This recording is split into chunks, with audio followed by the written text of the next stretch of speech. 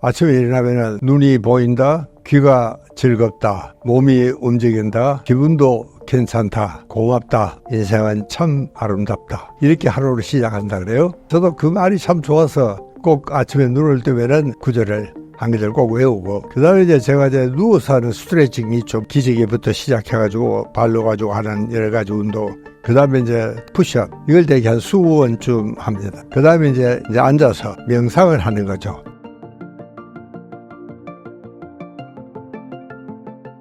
저는 상당히 유명한 정신과 의사고요. 요즘 주로 이제 산에서 이런 리조트 같은 그런 사업을 많이 하고 있습니다. 박사님만의 아침 루틴이 있다고 들었습니다. 아침마다 어떤 루틴을 하시고 목적은 무엇인가요? 글쎄요, 비결이라기보다는 저는 특별히 하는 건 없고, 그러나 아침에는 이제 습관적으로 하는 일이 몇 가지가 있죠. 우선 이제 내가 눈을 뜨면은 이제 나이가 들어서 그런지 몰라도 하루를 살았다, 무사히 지냈다는 게 참 아주 고맙고 신기하더라고요. 옛날에 질 르나르라는 작가가 있었어요. 프랑스 작가. 그런 이야기를 했다. 난 그 대목이 참 좋더라고요. 아침에 일어나면은 눈이 보인다, 귀가 즐겁다, 몸이 움직인다, 기분도 괜찮다, 고맙다, 인생은 참 아름답다. 이렇게 하루를 시작한다 그래요.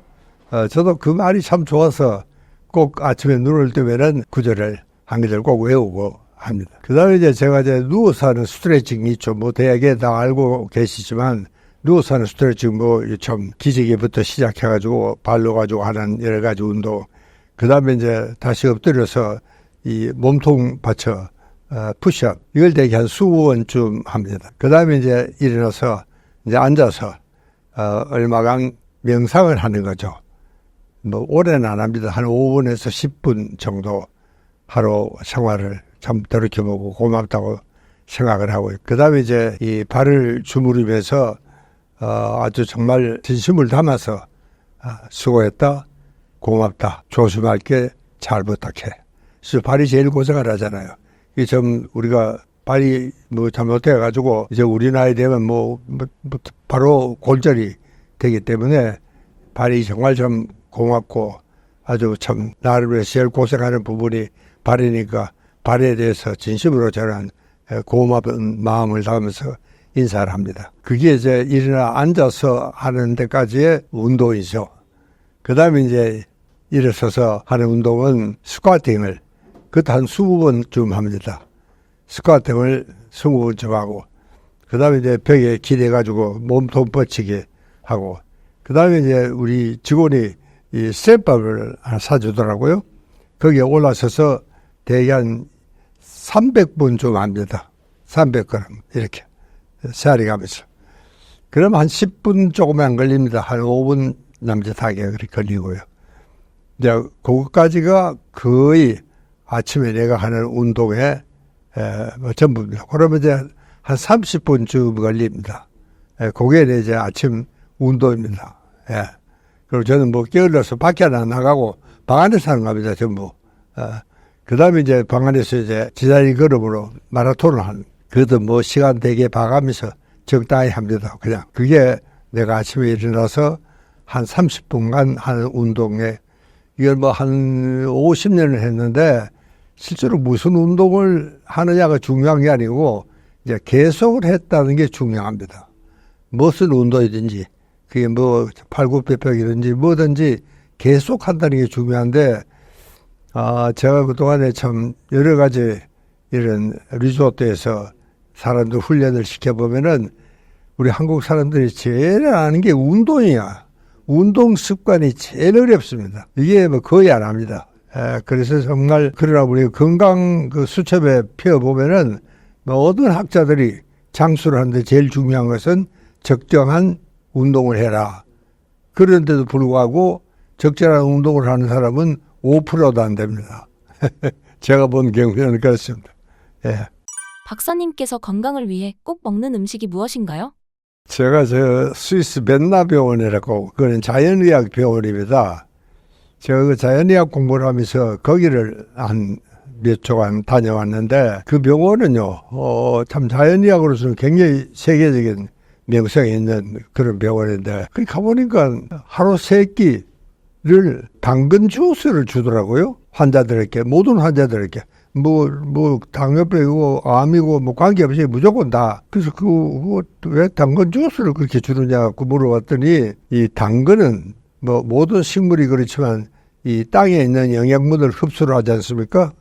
참 식물이 자라고 그러는데, 당근은 이 땅에 있는 모든 영양소를 다 흡수를 한다고 그럽니다. 그게 참 땅에 있는 영양소가 얼마나 중요합니까? 그게 바로 우리 생명을 받쳐주는 그런 귀중한 영양소인데, 이거를 당근은 모든 영양소를 다 흡수를 한다. 그 사람도 말로는 그래. 저는 조사를 안 해봤지만, 그러면서 그걸 꼭 주더라고요. 그래서 저도 이제 그때부터 버릇이 돼가지고 아침에 오면은 저는 꼭 그 당근 주스를 한 잔씩 마십니다. 그냥 당근을 그냥 이렇게 착즙기로 하면은 잘 안 됩니다. 잘 안 되니까 저는 거기에 사과나 배나 그걸 하나씩 넣으면은 좀 부드럽게 되고 또 맛도 좋고 그래서 그걸 같이 넣어서 한 잔을 꼭 아침에 마시는 게 당근 주스입니다. 박사님께서 추천하시는 건강한 식습관이 있을까요? 사람마다 좀 다르겠지만 모든 사람들 하는 이야기는 소식 다동해라, 적게 먹어라. 이게 제 1조입니다. 왜냐하면은 우리 인간은 이렇게 포식을 할 수 있는 시대가 얼마 안 됐습니다. 사실은요. 우리 항상 배고팠죠. 원시인들의 생활을 한번 생각해 보십시오. 정말 참 왼종일 먹거리를 위해서 찾아다니지만 그래도 우리가 캘 수 있는 걸 풀뿌리 하고 어쩌다 썩은 과일이나 다리 부러진 짐승이나 그런 정도밖에 안 되잖아요. 그러니까 이제 소식할 수밖에 없는 겁니다. 그러니까 우리 인간은 소식에는 잘 감당할 수 있는 조직이 되어 있습니다. 유전인자에 우리가 수백만 년을 그렇게 살아왔으니까 적게 먹어도 그러니까 우리는 이제 광산에서도 그러나 참 기적 같은 일이 벌어지기를 하지만 우리가 물과 공기만 있으면 우리가 대개 한 30일, 40일을 안 먹고도 겉들이 살아나갈 수 있습니다. 가끔 광산에서 그런 참 기적적인 이야기가 아주 감동적으로 살아나오는 사람이 있지 않습니까? 그러니까 우리 인간은 적게 먹는데 유전인자가 잘 적응할 수 있도록 발달이 되어 왔습니다. 우리 인간 진화 과정에서 적게 먹는 게 오히려 건강하도록 이렇게 되어 있습니다. 그러니까 우리는 배불리 먹고 이런 시대는 실제로 몇 년 안 됐습니다. 실제로 우리가 농사를 짓기 시작한 지가 한 10,000년쯤 됩니다. 농사의 역사가. 그러니까 이제 그때부터 굶어 죽을 정도는 아니지만 농사를 짓게 되니까 우리도 이제 한반도에 정착 농역을 하면서 굶어 죽는 일은 없었지만 그러나 참 소식을 해야 된다는 것은 만고의 진리 같습니다. 모든 의사들이 거기에 대해서 누가 깡조거리는 의사는 없습니다. 이 의학 논문이라는 게요, 참 이상하지만, 이게 A가 좋다. 그러면 반드시 나쁘다는 학설이 또 나옵니다. 그게 굉장히 혼란스럽죠. 임상 입장에서는. 일선에서 이제 좀 기초의학 연구하는 분들의 이제 학설을 우리가 이제 받아가지고 환자에게 적용을 하잖아요. 그때 적용을 할 때 이 A 학자가 한 이야기냐, B 학자가 한 이야기가 전혀 거꾸로입니다. 요즘도 이제 커피도 그래요. 그전에 커피는 많이 마시면 안 좋다고 그러지만 요즘 넉 잔, 5잔씩 마시라 그러잖아요. 또 그러냐면 또 그렇게 많이 마셔가지고는 안 된다. 또 그거는 학자들 있고. 그래서 참 임상가 입장에서는 우리가 실제로 실습을 할 수는 없는 입장이니까 항상 그 임상가들 입장에는 정말 앞에 기초의학 연구하시는 분들의 학설이 굉장히 분분합니다. 그러니까 이제 무슨 이야기를 하더라도 항상 그 이야기가 의사들 하는 이야기가 보면은 말도 안 되는 이야기도 있고 그러기도 하고 그렇습니다. 그러니까 이제 의학 학문이라는 게 그 의사가 참 요하다 하는 그 의사가 실력도 물론 있어야 되겠지만 나하고 맞는다는 이야기입니다. 사람은 다 다르잖아요. 체질이 다 다르고 다 다른데 그렇기 때문에 어떤 의사들한테 그 이야기들이 딱 들어맞는 그런 경우도 있죠. 그러니까 우리가 의사를 잘 골라야 되는 것도 또 그중에 또 건강의 비법 중에 하나입니다. 건강하게 지내기 위해서 꼭 알아야 하는 것이 있다면 무엇이 있을까요? 그렇습니다. 지금 이 미국의 최근에 참 이야기는 미국 사람들이 건강을 위해서 돈도 제일 많이 쓰고 또 뭐 모든 것이 정말 제일 앞서가는 선진 기술을 갖고 있는 나라지만 평균 수명은 제일 짧습니다. 예. 그래서 어떤 이야기를 하느냐면은 지금은요, 우리나라는 좀 평균 수명이 자꾸 길어져 가고 있습니다. 이제 그전처럼 그렇게 팍팍팍 길어지지는 않지만 상당히 늘어졌어요. 늘어졌지만 그래도 우리는 아무래도 앞으로는 한 100세까지는 살 수 있지 않겠나.